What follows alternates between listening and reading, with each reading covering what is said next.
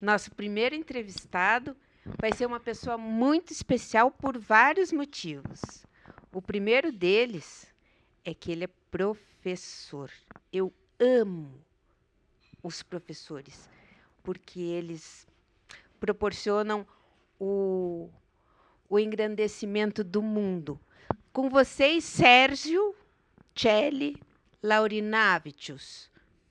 Pronunciei bem, professor? Boa noite, pronunciou bem.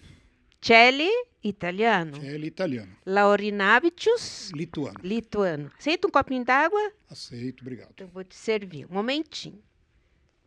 Enquanto eu o sirvo, eu presto atenção, porque se eu não prestar atenção, pode causar uma confusão.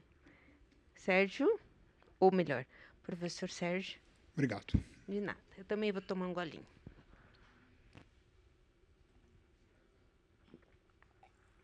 Para molhar as sementinhas das ideias. Sérgio Celli, seu italiano lituano. Essa mistura veio pai lituano, mãe italiana. Isso. Isso. Se conheceram onde? Em São Paulo. Em São Paulo. Minha mãe já é brasileira, descendente de italianos, nascida no interior de São Paulo, e meu pai era imigrante, ele veio da Lituânia com 18 anos de idade. E se conheceram lá em São Paulo. Tiveram quantos filhos? 2. Só? Eu e uma irmã um pouquinho mais nova que eu. Essa forma bonita, só fizeram 2? Eu acho que diminuir a quantidade para conservar a qualidade. E o que teu pai fazia em São Paulo para criar vocês? Olha, meu pai trabalhava em duas frentes bem diferentes, eu diria até que conflitantes para ele. A formação dele era músico. Era músico profissional, era cantor de ópera. Cantor de ópera? Mas, no começo da carreira dele... Cantor de ópera onde? No Teatro Municipal de São Paulo. Que chique! Trabalhou muito tempo lá, 40 anos trabalhou lá. Que chique, eu estou achando isso máximo. Máximo. E durante o dia ele trabalhava numa tecelagem junto com os irmãos, quer dizer, aquela barulheira... Feria os ouvidos feria, de um para mim musicista. feriria os ouvidos, mas ele tirava numa boa. Né? E você herdou algum dom pela música? Só o gosto. O gosto. Só eu já vou música. perguntar sobre isso. Antes disso, eu quero perguntar outra coisa. Qual a tua formação? Bom, a minha formação original é de engenheiro. Eu sou engenheiro químico formado pela Escola Politécnica da USP. Mas, no meio do curso, eu comecei a lecionar, às vezes até um pouco de brincadeira mesmo, e peguei o gosto pela coisa. E aí eu... Foi picado pelo mosquito Isso, do aí eu virei professor. Então, mais tarde, eu fiz uma licenciatura em matemática e física. E daí, só tocou E aí eu guardei o diploma de engenheiro e fiquei só mesmo como professor por mais de 40 anos. Meu Deus, você deve ter tantas histórias interessantes para contar. Tantas pessoas interessantes passaram pela tua mão. Passou bastante gente, São sim. Paulo. E você dava aula em escolas públicas ou particulares? Não, eu só trabalhei em escola particular. Aliás, eu faço aqui um meia-culpa, deveria ter trabalhado um pouco na escola pública, porque eu só frequentei escola pública. Né? Tá, mas tem um lado interessante, não querendo demeritar a escola pública. Você, como professor de escola particular, e tendo lecionado por 40 anos em São Paulo, deve ter muito aluno famosão por aí. Você pode citar alguns? Olha, eu lembro de alguns que eram mais ligados assim ao meio artístico. Por exemplo, eu dei aula para o músico e artista Cláudio Lins, um grande músico, um grande ator. O filho da Cláudia... Filho do Ivan Lins e da Lucinha Lins. Né? Dei aula também para 2 filhos da Elis Regina com César Camargo Mariano, o Pedro Mariano e a Maria Rita. A Maria Rita, inclusive, era menininha, eu não sabia que ela era minha aluna e hoje ela não sabe que eu fui o professor dela.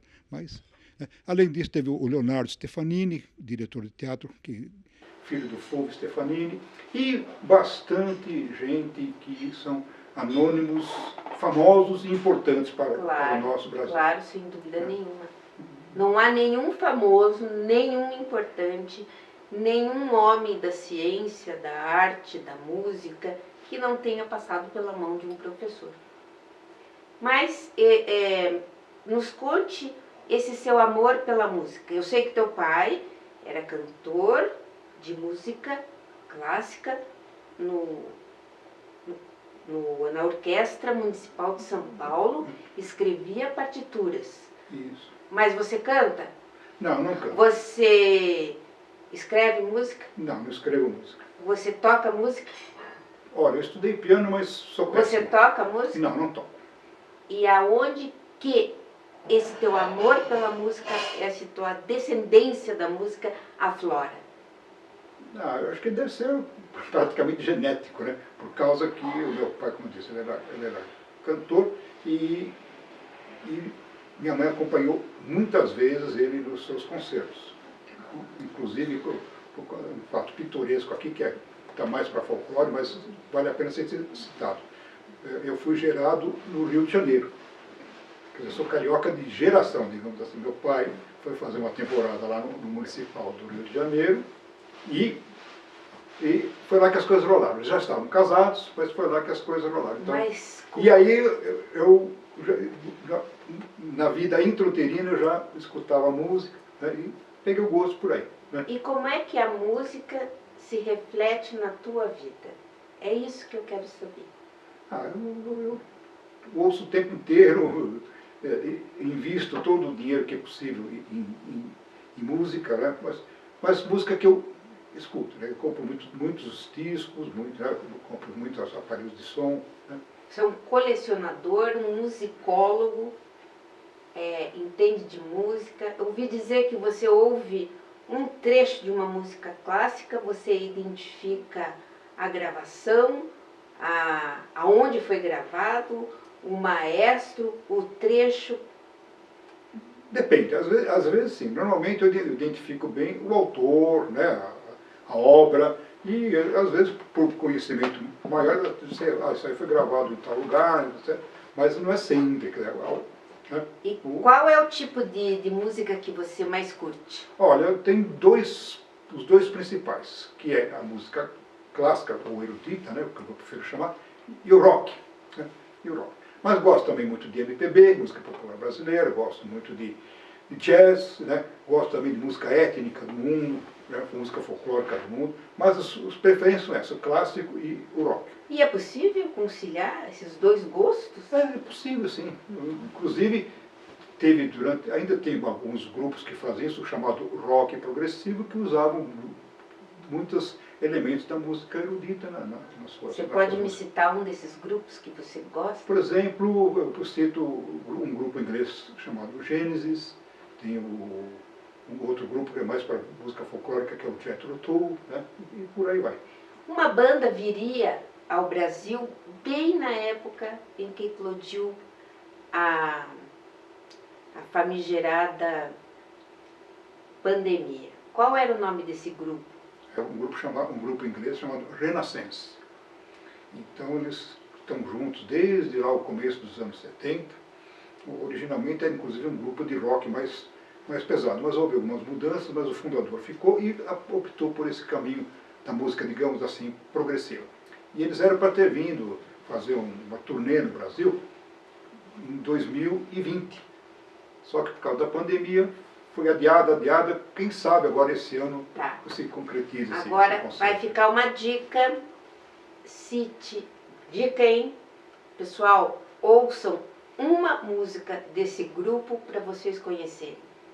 Isso, eu recomendo do primeiro disco deles da fase progressiva, que é o Prologue, a própria faixa título, Prologue. Prologue. É uma faixa que é só instrumental, mas com uma vocalização que vocês vão gostar muito. Anotem aí, Prologue. Tem nome de vocalista famoso ou não? Não. Prologue. Fica a dica, conheçam e comecem a ser amantes da música também. Eu vou servir um vinho para você, para nós brindarmos esse momento. Agradeço a tua entrevista. Meus parabéns por ser professor. Muito obrigado. E por adorar a música. Vamos brindar? Vamos brindar.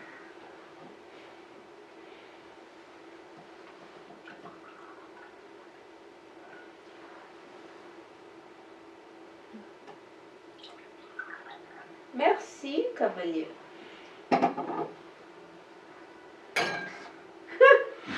Saúde!